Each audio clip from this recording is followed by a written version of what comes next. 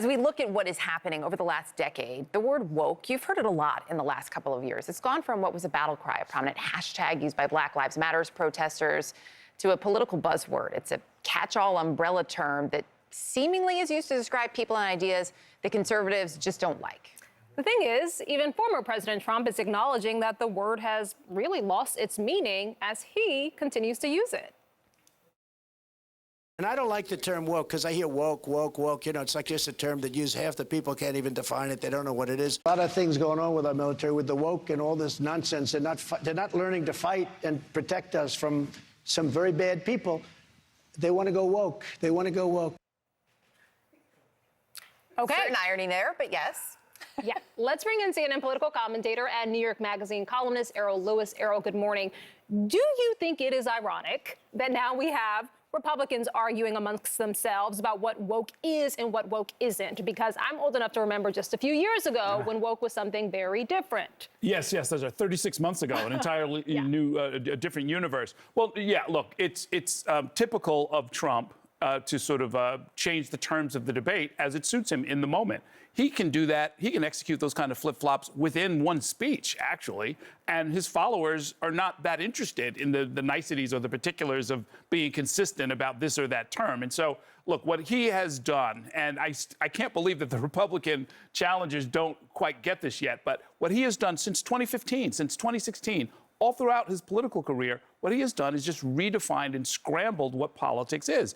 The DeSantises of the world, all of these other traditional politicians are acting as if voters have some list of issues, and if your promises match their list of issues, then they're going to support you. That is not what Trump's support is about at all. It is about him and him personally. And woke means whatever he decides it means that day, in that moment. And his followers are not particularly interested in any of the rest of it. And I think Ron DeSantis is going to discover that as he fails to close the gap, the 20 to 30 point gap between him and Donald Trump. There is a larger, that sort of, if we take that 30,000 foot view, though, of what the term has come to mean and really what it symbolizes.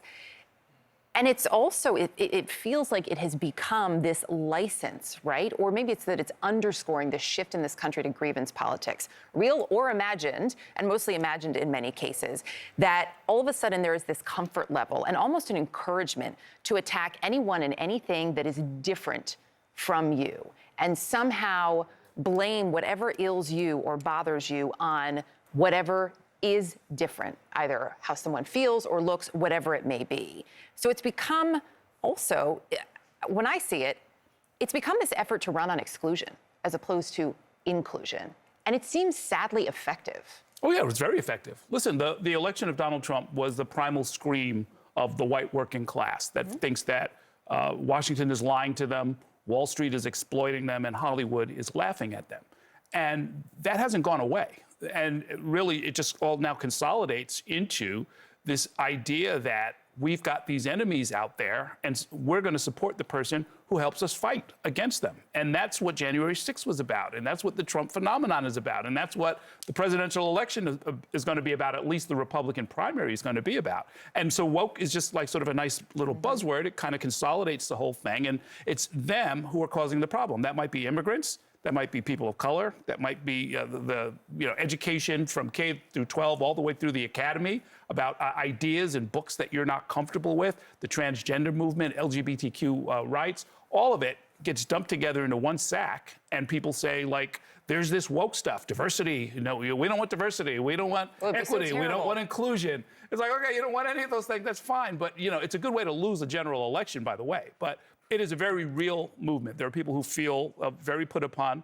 They have good reason to, frankly. There's an economic underpinning to all of this that is very real. People are losing their livelihoods, losing their jobs. The deindustrialization of the country has not stopped. And so, the politicians who want to exploit that are really what we're seeing. They're really kind of driving the bus at this point. Errol, unfortunately, we don't have a lot of time left, but you say here that some of Donald Trump's challengers are not understanding what his support really is about. So what would a third candidate, not a DeSantis, but a third candidate need to do to really swing things in their favor if they're misunderstanding the Trump support right now? Well, I think the Republican Party and those who want to lead it have been putting this off for a long, long time. But they're going to really have to sort of decide what are the principles on which this party is based. And then they're going to have to go on a massive, massive educational program to try and talk to people about what they believe, about free markets, about, evangelical Christianity and morality and politics and so forth. You don't hear people talking about that. It's really more this kind of tribal pull of, those are your enemies, and I'll go smash them for you.